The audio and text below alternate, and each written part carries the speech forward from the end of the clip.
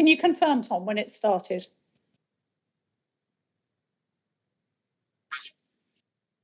Okay, thank you very much. And good morning, everybody, members and officers, and particularly any members of the public who are listening to us. And welcome to the second Partnership Board Annual General Meeting this morning. It's always good to get together and look at how the joint local plan is actually performing for us and what it's doing for us and what it will carry on doing for us in the future. Now, this morning, we're going to look at the authority's annual monitoring report in draft form at the moment.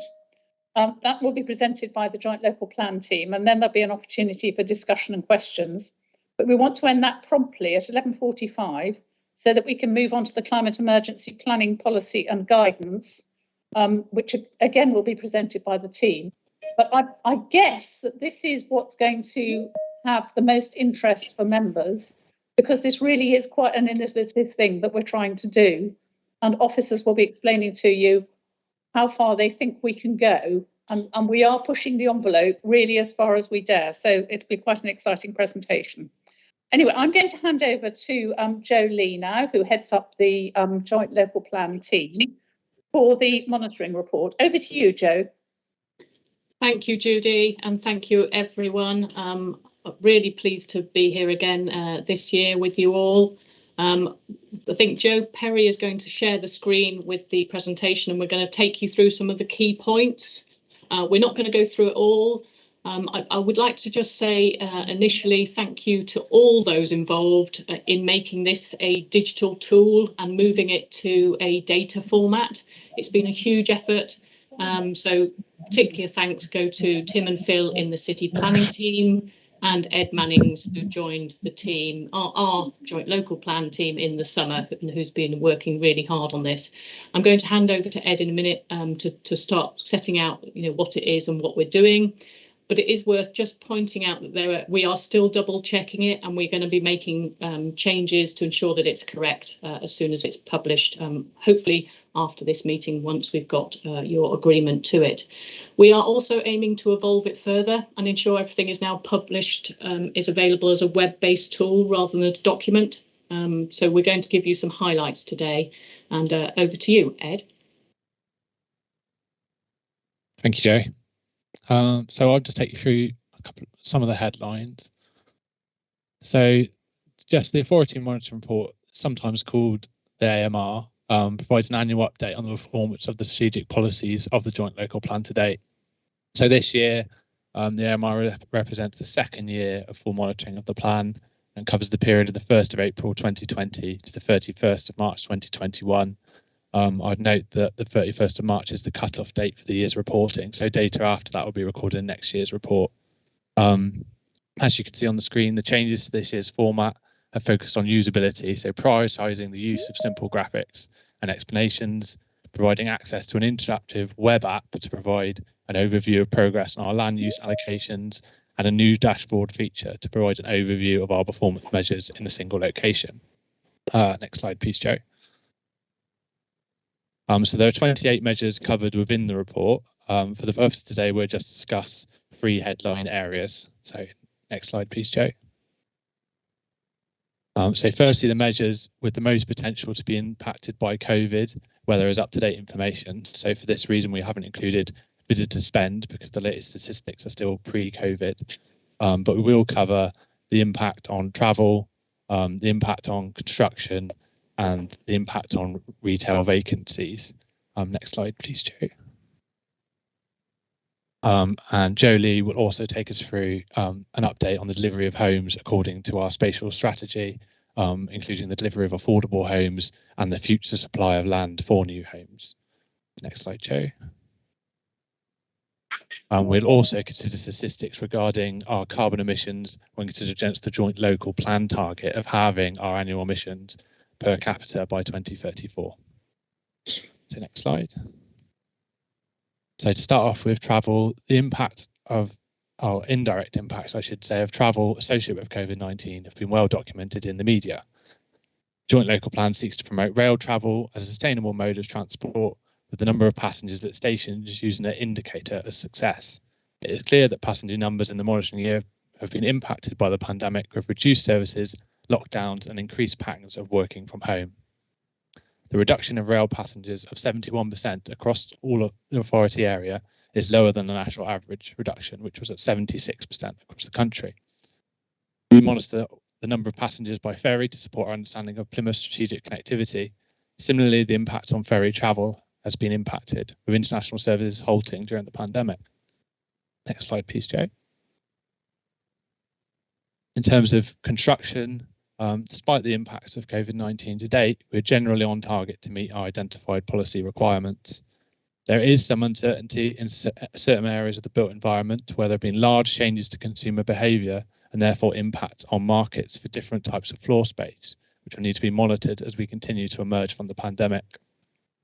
Such trends could particularly affect the future build out of office and non-food retail planning permissions and increase the potential for applicants to seek alternative proposals on sites for existing permissions to meet identified changes to market demand and online sales models, which will need to be monitored. Next slide, please, Jay. In terms of retail vacancies, there are two separate stories in the AMR. Like most cities throughout England, Plymouth city centre has struggled during the COVID-19 pandemic. High vacancy rate and shrinking retail frontages highlight the need for a new vision for the role of the city centre as we emerge from the pandemic, while accounting for the flexibility afforded to new and emerging changes to planning laws. Plymouth's vacancy rate of 17% is consistent with previous reporting, but also consistently higher than the reported national overall vacancy rates.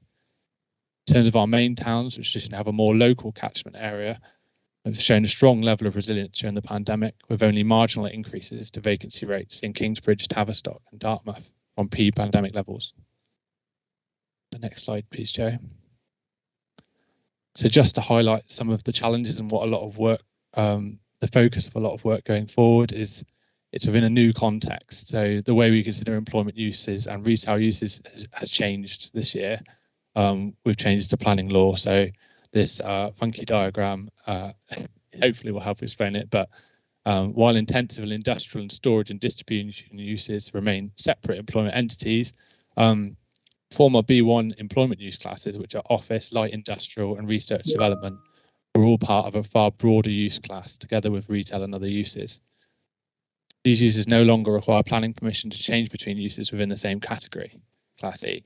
This has implications for decision making and monitoring targets in future years and will be subject to much work emerging from the pandemic to create an appropriate strategy within any plan review. Next slide, please. Okay, so now I'll just hand over to Joe to speak about housing. Thank you, Ed. As Ed said, we've seen considerable activity this year and we're on target to meet the overall joint local plan requirement of 27,600 houses, as well as over 10,000 that have already been built. There are also 14,700 which have already got planning consent. So this means we have a really robust land supply and we're passing the government's housing delivery test. You can see there 128%. And the 5.8 year worth of deliverable housing land in the supply. Importantly, we've also got 83% of new homes that have been built on previously developed land in Plymouth. And market demand has been particularly high in the thriving towns and villages, resulting in strong delivery of 675 homes last year, which is the highest that we've seen since 2014. But as we all know, that is putting pressure on affordability. It's also worth reminding members at this point that the joint local plan and its policies are the starting point for decision making, and all decisions need to be taken in accordance with the plan unless material considerations indicate otherwise. I just think it's worth reiterating that. If we can have the next slide, please, Joe. So while it's worth remembering that completions monitoring is really helpful, what happens is that the homes that are still being built are reflective of the permissions that were granted before the plan was in place, and particularly when there wasn't a 5-year land supply. So as you can see here, the Plymouth policy area continues to be the main location for new homes. with the focus for growth on Plymouth and the main towns, and that's totally in line with our spatial strategy set out in the joint local plan. We have looked at a little bit more detail at what's been delivered in the countryside, and interestingly, more than 70% of the homes that were built in that countryside were through conversions or change of use. We've also looked at garden development, and note that only 2% of new homes have been granted on gardens in the Plymouth policy area, and only 4% in the thriving towns and villages. Can we have the next slide, please, Jo? This year we've seen a number of, over the year 2014 to 2021, we've seen near 1,800 new net affordable homes being built. But it's really important to note that as this year, 2021, has seen 253 losses, and I'm going to talk about that due to the regeneration schemes in Plymouth. Importantly, though, there's sufficient supply within the plan to meet our affordable housing targets in full. And since adoption, we've secured permission for 342 new homes for social rent and 224 new home ownership products, and that's entirely in line with our policy and supplementary planning document requirements. We've also looked at what's been achieved on qualifying sites for affordable housing, and almost all greenfield sites have delivered 30% on-site affordable homes, which is also in line with our policy requirement. And only 2 sites didn't reach that, but one of those would reach 29% due to viability, and the other included an extra care facility. Securing affordable housing has been much more challenging on previously developed sites, and 30% has only actually been secured on those where there's been public funding. And we're going to be continuing to monitor the level of affordable that's being achieved and compare that with our policy targets.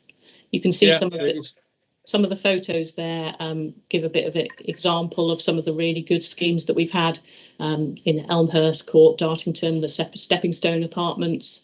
We've got Pilgrim's Court there, which is development of a derelict unused site with 12 new build flats for adults with learning disabilities, and was an Abercrombie Award winner this year. And we've also got, you can spot the people in the photo there, Sterling House, which is a Plymouth site, which is being started for veterans. Can we have next slide, please? It's worth talking about the considerable regeneration that's occurred within Plymouth, both across North Prospect but also Barnbarton, and that's seen 253 losses last year. And it's expected to deliver 258 homes, new affordable homes over the next 5 years. And this is a really significant affordable housing project, and one of a number that we've seen over the set out in the plan over the plan period. As Ed mentioned, we now have an interactive map-based tool so that everyone can search your area and find out what the current position is on the allocated development sites. And we hope members and the public, as well as officers, will find that useful. And we're aiming to update that every year once the housing position statement is available. Can we have the next slide, please? One of the most significant sites in our joint local plan is the Sherford New Community. As you can see here, it makes provision for 5,500 new homes at Sherford beyond the plan period, and currently performing really well.